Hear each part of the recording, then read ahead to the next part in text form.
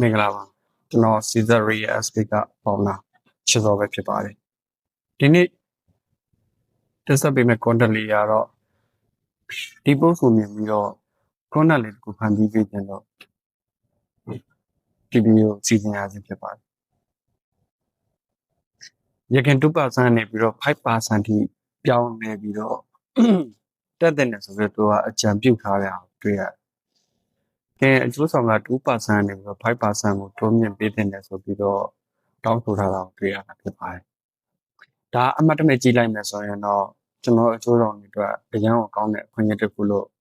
ထင်မြင်မိပါလိမ့်မယ်တိတိကျကျလေးစဉ်းစားမိမှဒါကကျွန်တော်တို့ရည်ရှိကောင်းတဲ့အရာမဟုတ်ပါဘူးဒါကြောင့်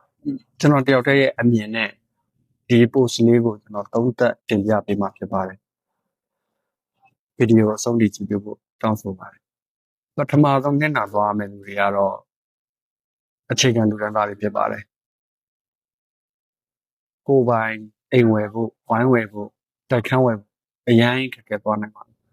ဥပမာအနေနဲ့ကျွန်တော်ပြောရမယ်ဆိုရင်မိတ်ဆွေကဝိုင်းတစ်ဝိုင်းသိန်း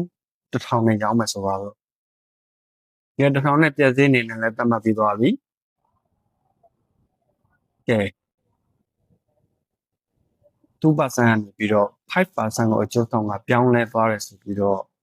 ထွက်လာလို့ရှိရင်မိတ်ဆွေကသိန်း1000နဲ့အဲ့ဒီဝိုင်းကိုရောင်းမယ်လို့ထင်ပါသလားကျွန်တော်တော့မထင်ပါဘူးဘာလို့လဲဆိုတော့အကျိုးဆောင်က2%နေပြီးတော့5%ဒီကိုတိုးသွားတာဒီနေ့နဲ့သိန်း1000နဲ့ရောင်းနေဆိုရင်သိန်း20ကိုအကျိုးဆောင်ကပေးရမှာကိုက20ကနေပြီးတော့သိန်း50အကျိုးဆောင်ကတိုးပြီးတော့ပေးရမှာအဲ့ဒါကြောင့်သိကြပါတယ်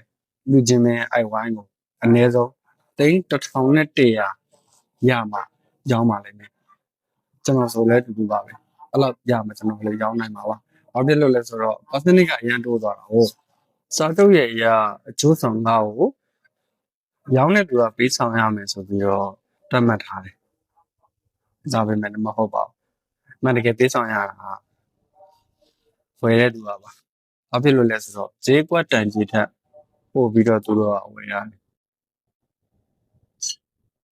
ဘာဖြစ်သိန်း1000ရတယ်လဲဆိုရင်အကျိုးဆောင်ကပေါင်းပြီးတော့1100 1100အဲ့လောက်ရမှာရောင်းပါမယ်လေဝယ်တဲ့သူကအဲ့ဒါကိုပို့ပြီးတော့ပေးရတဲ့ပုံတချို့ဘိုင်းနာတဲ့ agent တွေဆိုရန်တနာဖို့ကောင်းတယ်လို့မှဈေးကွက်ပေါက်ဈေးတက် short ပြီးတော့ရောင်းမှအကျိုးဆောင်ကမှထပ်ပြီးတော့ပေးရတယ်ဆိုရင်သူတို့မှအရင်နစ်နာသွားတယ်မိတ်ဆွေတို့လက်တွေ့ဘူးမှာပေါ့အကျိုးဆောင်ကညှိနှိုင်းလို့မရတဲ့အခက်အခဲကြောင့်ဝိုင်းပြတ်သွားတာတွေလည်းရှိတာလေဒီမင်းတော့ကြုံမှုမှာပါဒါကြောင့်ဒီလို 5% တိုးမြင့်လိုက်မယ်ဆိုရင်တော့အဲ့ဒီလိုပြဿနာမျိုးတွေကပို့ပြီးတော့ကြုံတွေ့လာနိုင်ပါတယ်အိမ်ချမ်းမြေသေးကလည်းအရန်ငုံမြင့်တက်သွားပြီးတော့ဝယ်တဲ့သူကလည်းအရန်နေသွားပါလိမ့်မယ်အဲ့ဒီအချိန်မှာဘာတွေအားကောင်းလာမလဲဆိုတော့အငါးစိတ်ကအားကောင်းလာဖြစ်ပါတယ်ဒါတော့ကျွန်တော်တယောက်တည်းရဲ့ထင်မြင်စချက်ကိုသုံးသပ်တင်ပြပေးခြင်းဖြစ်ပါတယ်ဒီလိုအကျိုးရှိတဲ့ content လေးတွေကိုဖန်တီးပေးခြင်းနဲ့ဆိုရင်ကျွန်တော် like and share လေးပြုလုပ်ပေးပါအောင်အကယ်၍ဆက်လက်ပြီးတော့တင်ဆက်ပေးခြင်းတဲ့အကြောင်းအရာမျိုးရှိရဆိုရင်တော့ comment မှာရေးပေးကြပါအားလုံးကျေးဇူးတင်ပါ